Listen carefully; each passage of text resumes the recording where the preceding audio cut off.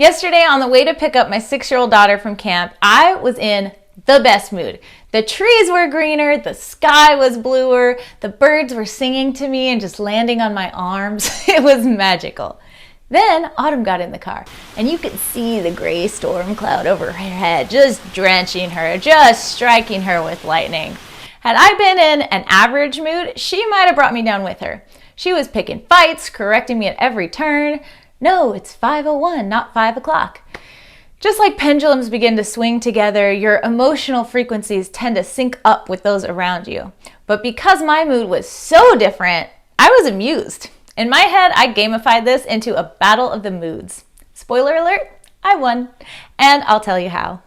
Welcome to Worldly Families. I'm Justine Janae, and I love exploring the intersection of science, intuition, world cultures, and my experiences as a mama of 2 to help you become and raise conscious global citizens without wasting hours researching or years racking up the gray hairs one tantrum at a time.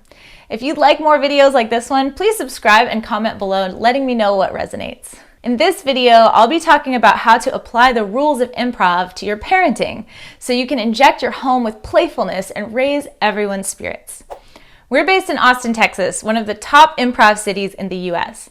My husband and I have trained under award-winning instructors at 2 improv schools here, Merlin Works and the Hideout Theatre. As I learned the rules of improv, I was struck by how much they apply to life and to parenting. Basically, improv reminds you how to play. It teaches you how to be fun to play with, how to listen, to be present, to be confident, and to go with the flow of what life brings you. When you infuse your relationships with these basic rules of improv, everyone has more fun. In this video, we'll dive into the basic rules of improv as I learned them at Merlin Works from the founder, Shana Merlin herself. The first rule of improv is have fun. The whole point of doing improv in the first place is to have fun connecting with others while you learn and grow. To me, that's the point of life too. Whenever you can, gamify your parenting and life challenges, like I did with Autumn and her tude. Try to see the world as a stage and your family members, coworkers, etc. as actors in the play. That makes you another actor, but also the director and also an audience member. Your director self can zoom out and look at the dynamic in play rather than being swept away by the moment. You can instruct your actor self how to act rather than react, the way I decided to try to win the mood battle with Autumn. Then your audience member self, also known in meditation as the witness, can sit back and be amused by the whole scene.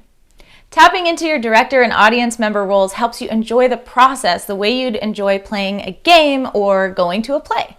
And now, for the most famous rule of improv, yes and. The first part of this is yes. It's easy to get into a rhythm of defaulting to no. I do it myself. No, we can't go to the park right now. Then I stop myself and think, why not? It would be fun to get outside and have a few minutes of connection with my kids. Let's do it. The second part is and. Yes is not enough. You need to build on the idea someone else has offered. That means contribute. Add some of your own ideas. Yes, let's go to the park and let's bring our red wagon with some snacks. Unless you are French and then you never snack. Your kids will love the energy of yes and you're modeling this kind of positive yes person behavior for them.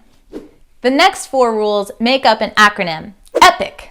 E is for energy. In improv, this typically means you need to bring a lot of energy to a scene because that's more fun to watch.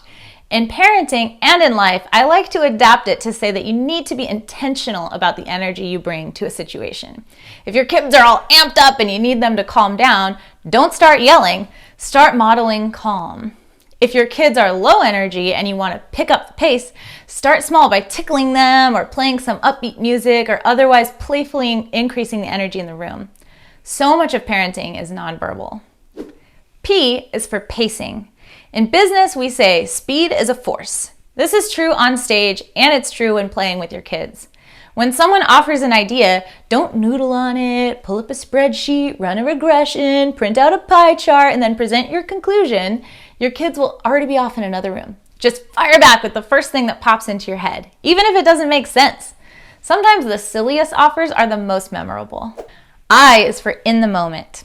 One thing I love about improv is that it's like meditation, but fun. You cannot do improv if you're thinking about the past or the future. You have to be fully present, truly listening to what's being said by the people you're playing with. There's no way to prepare your lines because you don't know what your scene partners are going to say. Bring that same approach to playing with your kids. Put your phone away, out of sight and out of touch, and be 100% fully present with them. They will feel you there and it'll fill up their love tanks and yours too. I also recommend this strategy for basically all interactions with anyone ever. C is for commit. When you're playing with your kids and you get an inspiration, or a hit as we call it, go with it. Just blurt out whatever comes to mind. Don't phrase it like a question or add modifiers to soften it like, well, maybe I think we could possibly. Just say it loud and proud, no matter how goofy you sound or how unsure you may feel. I made you a banana! This helps you model being clear, direct, and confident for your kids in real life. And there you have it. Follow these rules to make you an epic parent. See what I did there? There are many, many more rules of improv that have made me a better player, parent, and person. I highly recommend taking an Improv 101 class, especially if it sounds uncomfortable. I will link to all 5 major improv schools in Austin in the description below. And if you don't live in Austin, move to Austin. I mean, look at this. I have blue hair. This is totally normal here. It's such a cool city. They also have online courses, so still check it out. Your best self is waiting for you outside of your comfort zone. In fact, just to test it out, take a class with a friend or a partner and practice applying the rules to your relationship. See what magic happens. To your audience member self, I say, enjoy the show. I have to just say thank you to the Austin improv community. This is the most shining example of a diverse, equitable, and inclusive community that I have ever been a part of. I love it so much. The people I've met are amazing and super supportive, and I just can't recommend getting involved in improv enough.